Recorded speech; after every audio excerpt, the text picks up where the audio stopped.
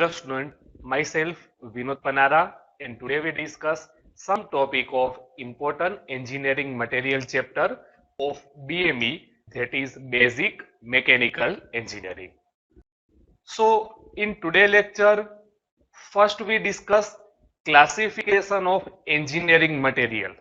So there are various engineering material that we have to use for manufacturing of some device. So first we classify this engineering material. So the engineering material can be classified into mainly two types. First, metal and their alloys such as iron, steel, copper, etc. And second one, non-metal such as ceramic, glass, plastic, etc. Now, the metal can be further classified as first, ferrous metal which have iron as their main component such as steel, cast iron, etc. And second one, non-ferrous metal which has metal other than iron as their main component such as copper, aluminium, etc. So metal that can be classified into two types. Ferrous metal which contain iron as a main component element, and non-ferrous metal which contain other metal other than iron as their main component element. Now we discuss properties of material. So there are various property of engineering material. So first one, that is strength. So it is the ability of material to resist the breaking under the action of external load. So if any material does not break when apply external load, then it has good strength. So strength is the ability of material to resist the breaking under the action of external load. Now, second one, that is stiffness. So it is the ability of material to resist deformation under stress. It means when stress apply, stress means it is load per unit area.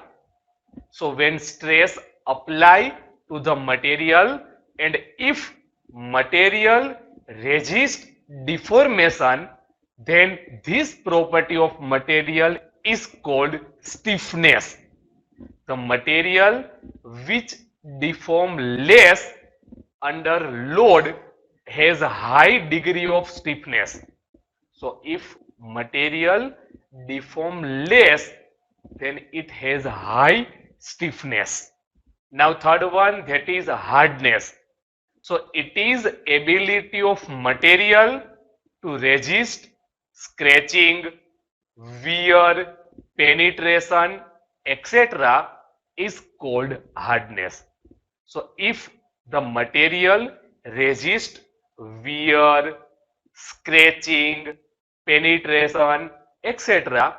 so it has good hardness. So, and fourth one, that is ductility. So it is property of material to undergo deformation under tension without breaking.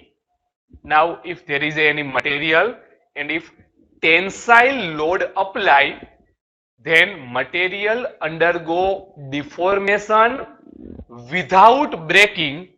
This property is called ductility, and this property is used for manufacturing of wire from a particular component.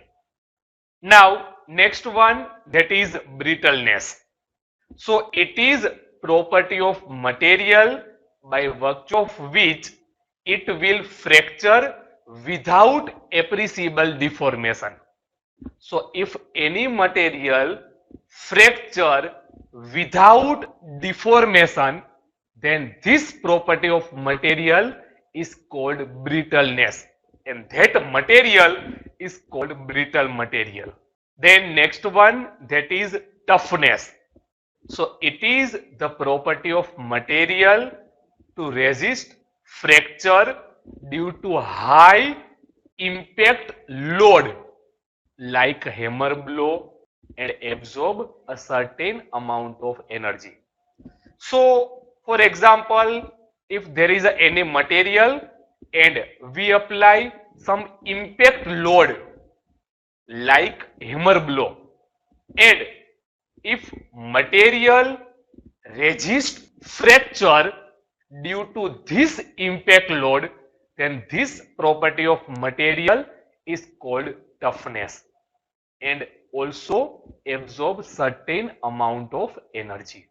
So this is about toughness. In toughness property, material resist high impact load. So this is about toughness. Then next one, that is malleability. So it is property of material to withstand deformation under compression without fracture. Now for example, if there is any material and we apply compressive load, this is compressive, this is. So if we apply compressive load and material deform without fracture, then this property is called malleability, and this property is used to manufacturing of sheet from a particular metal. For example, there is a one metal and if we apply compressive load, then it is converted into sheet with a particular thickness. So this property, that is called malleability. Now next one, that is elasticity. So it is the ability of material to regain its original shape after deformation when external load remove. So for example, there is a rubber. If we scratch rubber, then it is deformed. Its length increase and shape that is deformed. And if we remove external load, then material regain its original shape and size, and this property is called elasticity. So elasticity is the property of material in which material regain its original shape and size after deformation when external load remove. So this is elasticity. Now we discuss plasticity. So it is the ability of material to be permanently deformed without fracture even after the removal of a load.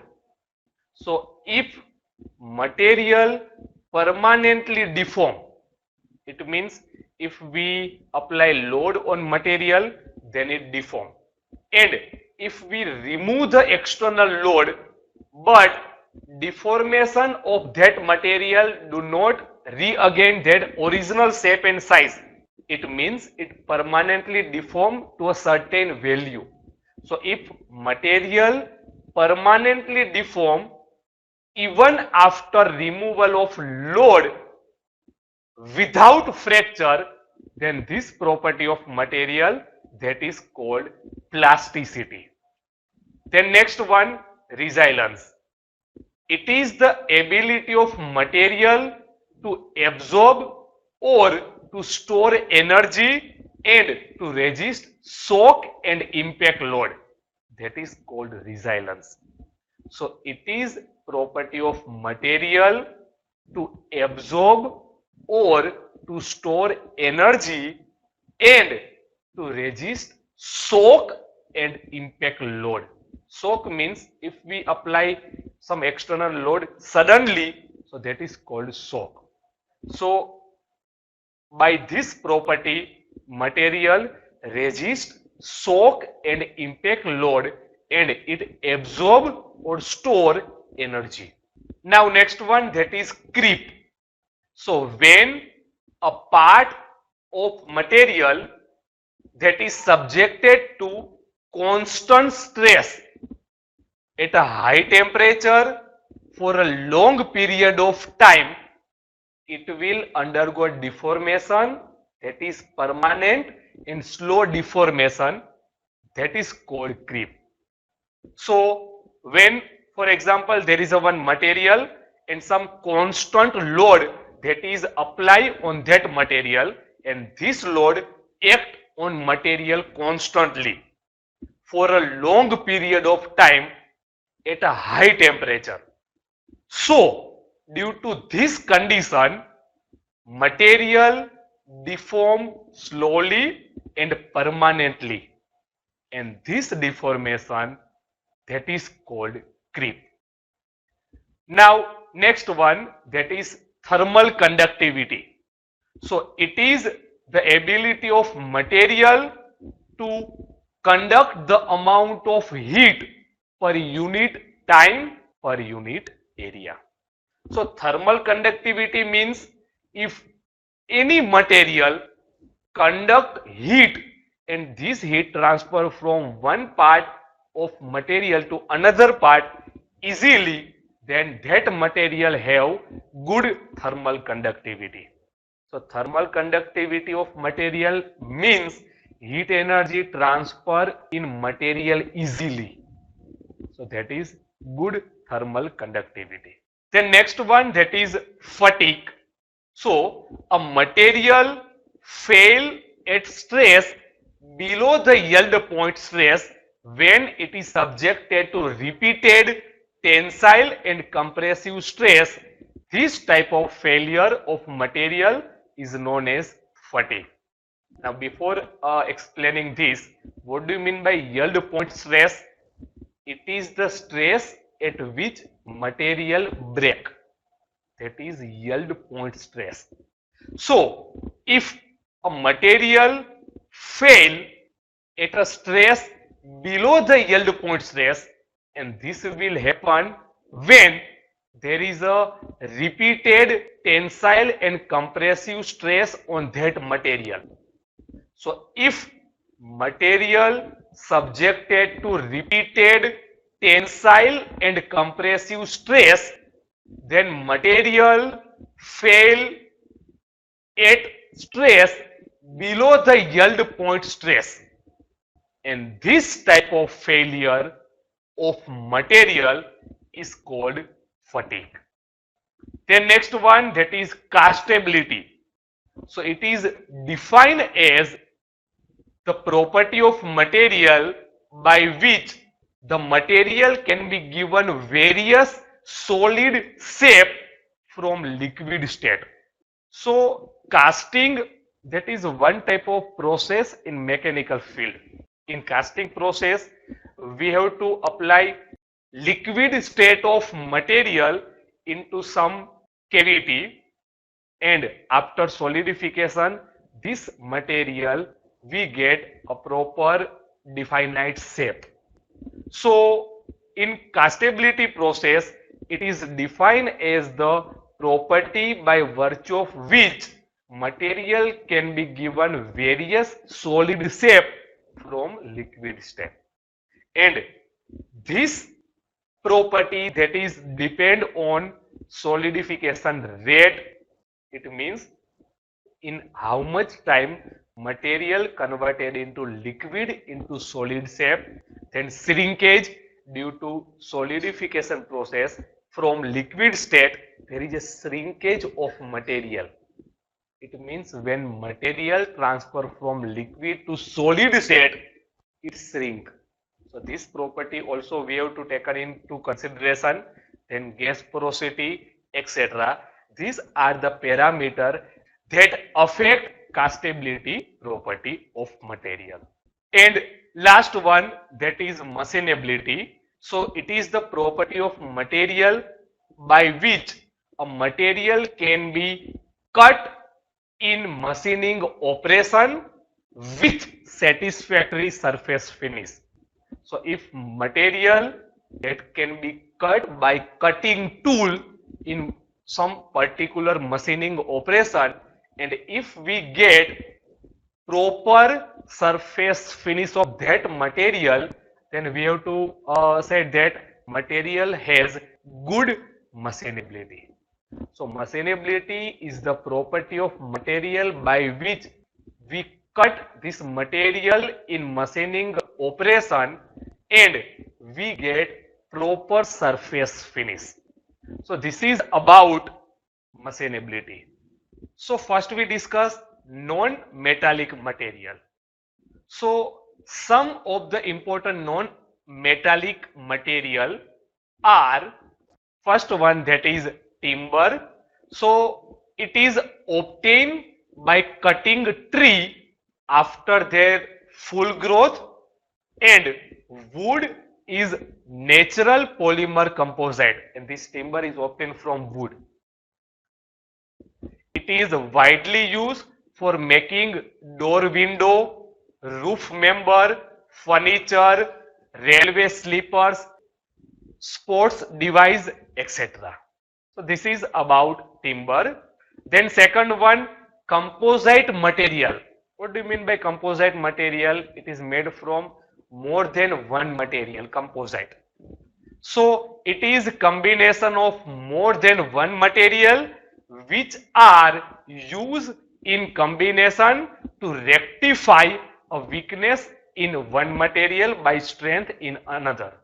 So if there is any property of one material that have not good, so after combining this with another material which has good property of that one, so we get composite material, and we also improve the property of material. This is combination of more than one material, so that we get good composite material. Then composite may be man-made or natural. Then next one, ceramic. So it consists of compounds of metallic and non-metallic elements. Ceramic material have greater stability at high temperature. Remember this one. It have greater stability at high temperature. They are very brittle and less ductile. Ceramic are used in the field of heat engine, electronic packaging, gas turbine, chemical reactor lining, etc. Then we discuss glass. So it is a transparent silica product which may be amorphous or crystalline. It is depending on heat treatment. Then it is used for glass equipment for various use due to its better optical property, chemical stability, non-corrosive nature, and high temperature resistance. So this glass that is used in various applications. Then next one, diamond. So it is an allotrope of carbon and the hardest known material. It is the hardest and tough material. They are widely used in drilling process and other finishing operation like lapping, honing, super finishing. These are the finishing operation in mechanical field. And next one, that is plastic. So it is usually divided into two groups, that is thermoplastic and thermosetting plastic, and they are mostly used in the manufacturing of automobile parts, safety glass, laminated gears, self lubricating bearing, etc. So in this lecture we discuss classification of engineering material, then we discuss various property of engineering material like strength, elasticity, plasticity, stiffness, hardness, creep, resilience, etc. And then we discuss non-metallic material. Okay, so thank you for today's lecture.